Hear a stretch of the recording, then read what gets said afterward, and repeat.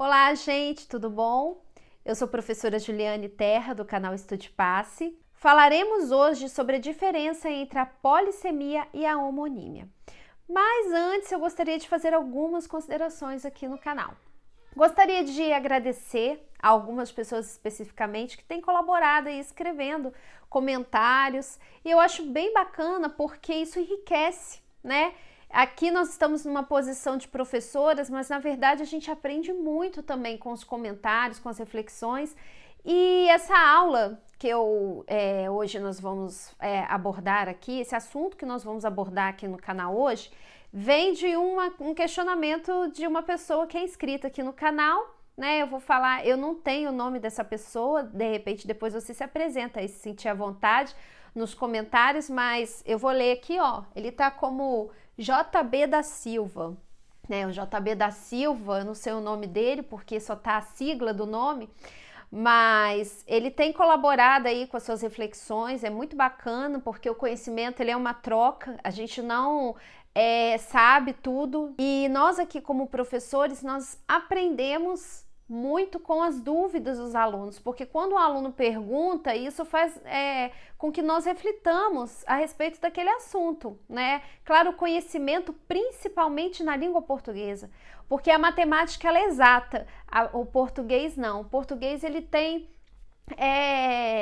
várias formas de ser interpretado. Claro que nós temos, né, a gramática convencionada, as normas gramaticais convencionadas, mas quem faz a língua são os falantes, então a gente não tem como fugir disso, né? E o conhecimento é assim, é aquela troca. Eu dou e eu recebo o conhecimento, porque na verdade o conhecimento ele vem a partir da interação que nós temos um com o outro.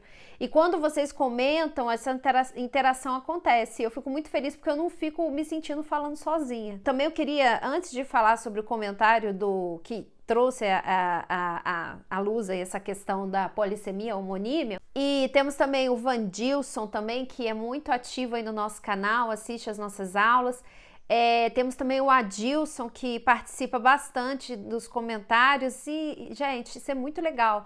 Esses são alguns dos alunos que têm comentado aí as nossas videoaulas e nós aqui ficamos muito felizes mesmo em saber que nós estamos sendo úteis aí na vida de vocês, tá? Na vida acadêmica, estudantil, até mesmo aqueles que querem aprender a língua portuguesa mesmo só por vontade mesmo de conhecer, né? De ter o conhecimento da gramática. Mas então, vamos falar um pouquinho sobre a polissemia e a homonímia. Em uma aula aqui do canal, ela é uma aula bem curta, bem breve, eu falo sobre a polissemia.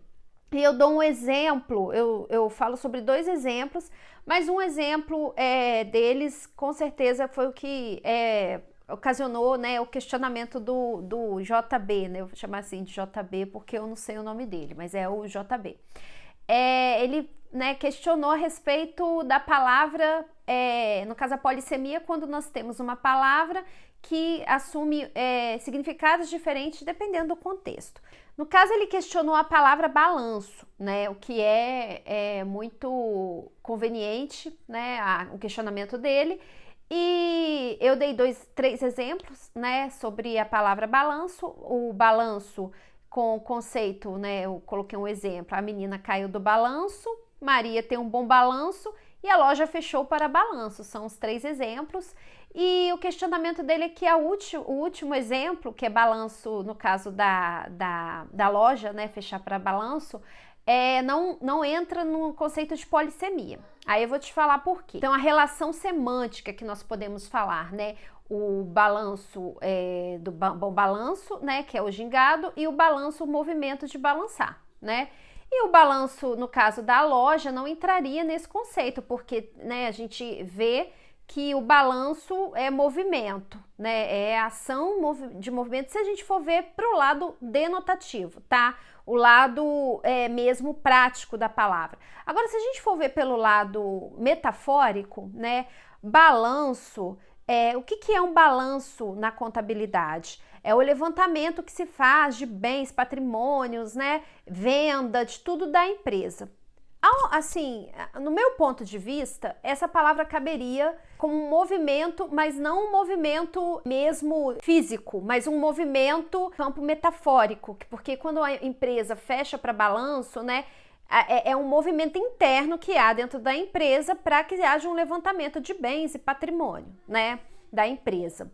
Eu não entendo assim de contabilidade, até porque eu não sou contadora, não estudei para isso, mas o que eu entendo de conceito de balanço a minha perspectiva, o meu ponto de vista é esse.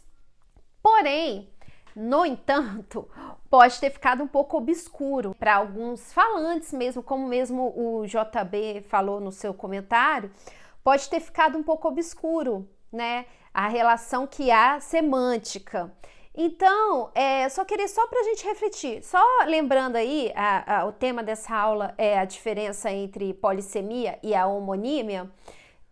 A homonímia, ela se confunde um pouco com a polissemia, mas tem uma diferença que é a relação semântica.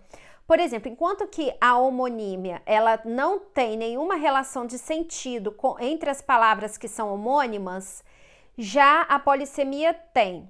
Tá? A polissemia, ela tem esse sentido.